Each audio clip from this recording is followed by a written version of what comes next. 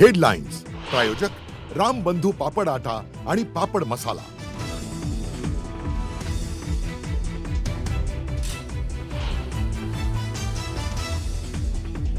दोन्ही राष्ट्रवादींनी एकत्र यावं ही अजितदादांची इच्छा पूर्ण करावी। महाराष्ट्राच्या भल्यासाठी दोन्ही राष्ट्रवादींनी एकत्र यावं, सयाजी शिंदेंचं वक्तव्य।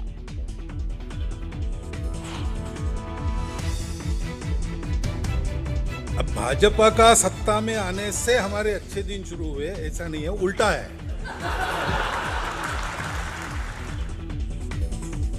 संघाच्या स्वयंसेवकांच्या परिश्रमामुळेच अच्छे दिन, सरसंघचालक यांचं प्रतिपादन।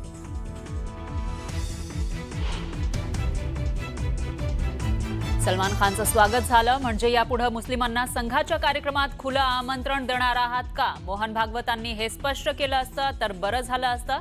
संजय राऊतांचा जोरदार टोला।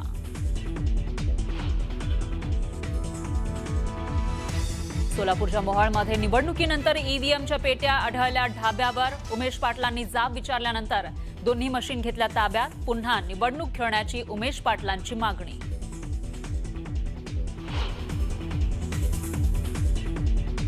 चंद्रपूर महापालिकेसाठी भाजपची ठाकरेंच्या शिवसेनेला ऑफर। 1.25 वर्षाच्या महापौर पदाचा प्रस्ताव, सूत्रांची माहिती।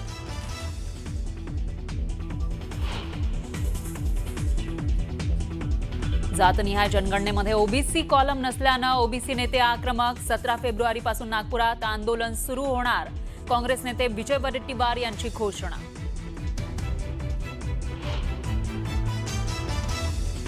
कुणीही उद्योजकांना त्रास दिला तर त्याला कायद्यानं उत्तर द्या। पुन्हा कुणाची हिम्मत होणार नाही। झुंडशाही गुंडशाही कुठल्याही एमआयडीसी मध्ये खपून घेणार नाही, मुख्यमंत्र्यांचा इशारा। अंडर-19 विश्वचषक विजेती टीम इंडियाचं मायदेशी आगमन। मुंबई विमानतळावर चॅम्पियन्सचं जंगी स्वागत।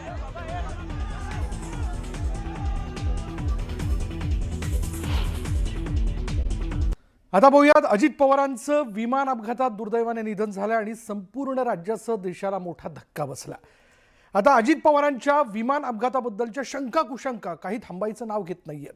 विमानाचा अपघात कसा आणि का झाला याचा अद्याप उलगडा झालेला नाही आणि त्यामुळे दिवसेंदिवस या विमान अपघाताविषयी आणि अजित पवारांच्या अपघाती मृत्यूविषयी त्यांच्या समर्थकांकडून नवनवे प्रश्न उपस्थित केले जात आहेत।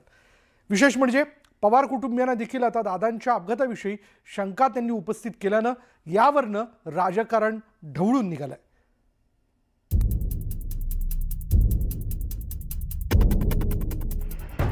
विमान अपघातात उपमुख्यमंत्री अजित पवारांचा मृत्यू झाला, पण या विमान अपघातानंतर संशयाचं धुकं दिवसेंदिवस गडद होत चाललंय।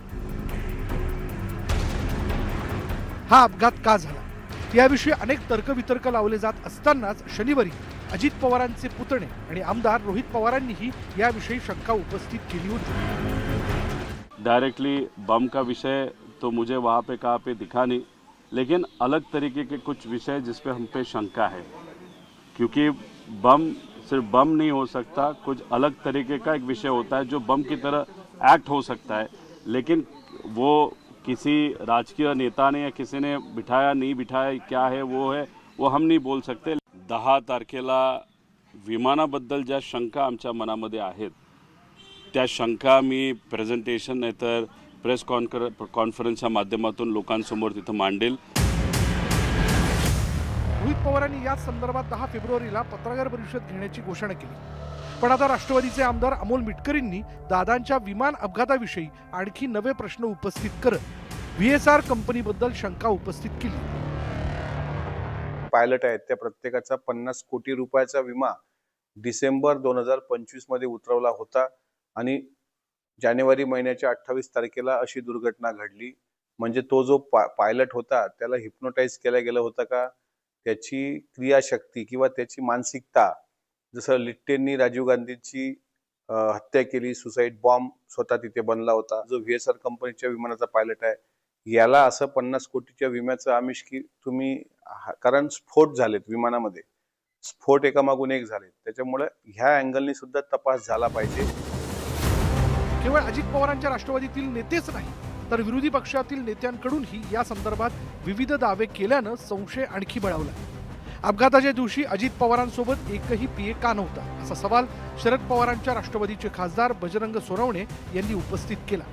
तर ठाकरेंच्या सेनेचे नेते अंबादास दानवेंनीही काही सवाल उपस्थित करत संशय उपस्थित केला. दादांना त्यांच्या जीवनात आपण जेवढं मी बघितलं तेवढे एकही पीए सोबत नसावा. मी का घडलं कसे म्हणत नाही, हे अशा काही घटना आहेत. आता मला आज ठीक आहे बोलायचं नव्हतं, पण आता तुम्ही सर्वजण म्हणून ठीक आहे बोललो लागतं. मीडियाला पळून जाणाऱ्यापैकी आम्ही नाही. आम्हाला साहेबांचे संस्कार आहेत, दादांचे आशीर्वादांचे संस्कार आहेत की आम्ही तुम्हाला समोरच जाऊन बोलणार, जे असेल ते जे वाटतं ते दिलखुलास बोलणार. आम्हाला काय असं नाही. आम्हाला असं वाटतंय माझ्या नेत्यांचा अंत असा झाला, त्यांच्या झालेल्या या घटनेची चौकशी व्हावी. काहीतरी आहे एवढं नक्की, पण पायलट सुसाईड बॉम्ब असेल असं म्हणण्याला फार जागा आहे असं मला तरी नाही वाटत. पण अमोल मिटकरनी जे काही प्रश्न उपस्थित केले, माणसं 6 होते तर 5च बॉड्या का सापडल्या, माणसं जळून खाक झाली तर कागद कसे कोरे करकरीत राहिले, या मुद्द्याला तर उत्तर दिलंच पाहिजे. दोन्ही राष्ट्रवादींसह विरोधकांकडूनही अजित पवारांच्या विमान अपघाताविषयी शंका उपस्थित होत असताना सत्ताधारी मात्र वेट अँड वॉचचा सल्ला देत आहेत. त्या विमानाचा विमा 50 कोटीचा होता असं कळतंय. आता पायलटचा विमा 50 कोटीचा होता, एक नवीनच आता येते समोर येते. म्हणून या सगळ्या गोष्टीचा चौकशा जरूर होतील. सीआयडी चौकशी करते, आणखीन कोणती एजन्सी चौकशी करत असेल, परंतु आता याच्यासाठी थोडा अवधी लागेल. त्या अवधीनंतरच या सगळ्या गोष्टीचं स्पष्टीकरण होईल. खरं तर अजित पवारांनी यापूर्वी अनेक वेळा मुंबई ते बारामती असा विमान प्रवास केला होता. तसंच गेल्या काही वर्षात अनेक विमानांनी तिथून उड्डाणं आणि लँडिंग केलं होतं. पण 28 जानेवारीला नेमकं असं काय घडलं ज्यामुळे तो अपघात घडला? त्या अपघाताला नेमकं जबाबदार कोण आहे याचा उलगडा चौकशी अहवालातून होईल. पण त्याआधीच राष्ट्रवादीसह विरोधक आणि रोहित पवारांच्या माध्यमातून पवार कुटुंबियांनी पहिल्यांदाच काही शंका उपस्थित केल्या. त्यामुळं अजित पवारांच्या अपघातावरून पुढच्या काळात राजकारण पेटण्याची शक्यता नाकारता येत नाही. Bureau report, news 18 Marathi. आता बातमी सोलापूरमधून. सोलापूरमध्ये निवडणुकीत मतदान झालेल्या ईव्हीएम मशीन पेट्या ढाब्यावर आढळल्याचा धक्कादायक प्रकार घडलाय. हो, ढाब्यावर काही लोक ईव्हीएम मशीन पेट्या घेऊन जात असल्याचा आरोप राष्ट्रवादी काँग्रेसचे जिल्हाध्यक्ष उमेश पाटील यांनी केला. निवडणूक पुन्हा घेण्याची मागणी उमेश पाटील यांनी या घटनेनंतर केलेली आहे. 29 टेबलवरती मतदान केंद्र क्रमांक 21 फक्त बाकी आहे साहित्य घ्यायचं. एकीकडे मतदान करा म्हणून गळे काढणारं प्रशासन, दुसरीकडे बेजबाबदार असू शकतं याचा जिवंत नमुना सोलापूरच्या मोहाळमध्ये पाहायला मिळाला. ज्या ईव्हीएम मशीनच्या सुरक्षेसाठी निमलष्करी दलाचे जवान तैनात असतात, त्या मशीन चक्क एका खासगी ढाब्यावर बेवारस आढळल्या. लोकशाहीचा कणा मानली जाणारी ही यंत्रणा एखाद्या चहाच्या टपरीसारखी उघड्यावर कशी काय येऊ शकते असा सवाल उपस्थित केला जातोय. ईव्हीएम मशीन तर हँडल करत नसतात.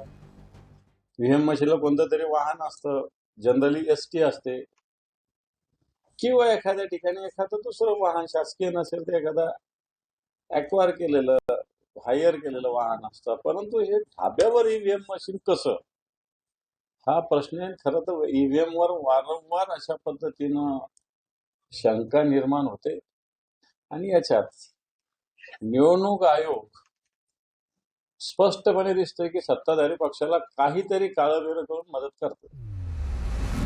मोहोळमधील एका ढाब्यावर 2 ईव्हीएम मशीन संशयास्पदरित्या पडून होत्या.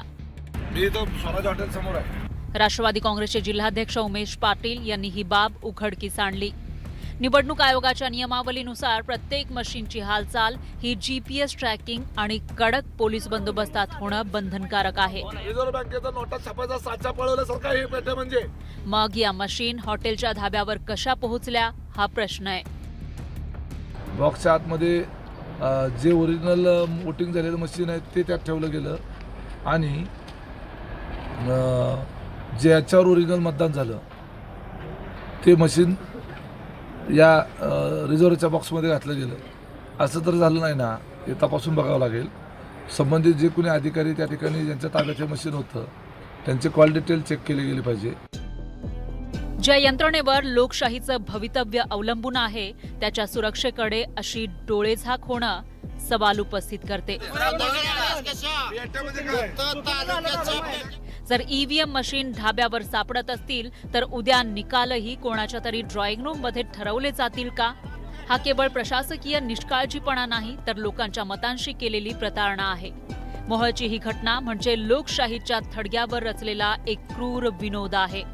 पण ईव्हीएमचा असा खुला बाजार मांडला गेल्यानं अधिकाऱ्यांनी सारवासारव करण्याचा प्रयत्न केल्याचं दिसलं.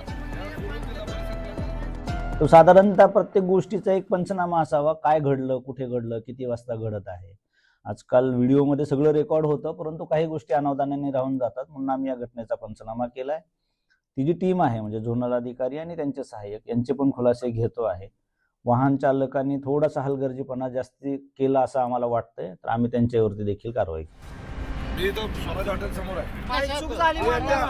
प्रकरण अंगाशी आल्यावर निवडणूक निर्णय अधिकारी सीमा होळकर यांनी घटनास्थळी धाव घेतली आणि मशीन ताब्यात घेतल्या. त्या एक तर पहिली गोष्ट त्या ईव्हीएम होत्या ह्या राखीवच्या ईव्हीएम होत्या, त्याच्यामध्ये कुठेही मतदान नव्हतं. आपल्या ज्या मतदान झालेल्या ईव्हीएम होत्या त्या ऑलरेडी माझ्या ताब्यात सगळ्या आल्या होत्या. आम्ही ती स्ट्रॉंग रूम सुद्धा सील केलेली ऑलरेडी केलेलीच होती. फक्त राखीवचा आम्ही हिशोब लावत होतो तेव्हा ही घटना घडली आहे. आणि आता त्या ज्या मशीन आहेत त्या मशीन आपण इथे वेगळा सुरक्षा कक्ष करून त्यामध्ये सीसीटीव्हीच्या अंडर ठेवलेल्या आहेत. प्रशासन आता या राखीव मशीन होत्या आणि त्यावर मतदान झालं नव्हतं असं म्हणतंय. पण ईव्हीएम मशीन अशा ढाब्यावर घेऊन जाणं योग्य आहे का याचा विचारही प्रशासनानं करायला हवा. Bureau report, news 18 Marathi.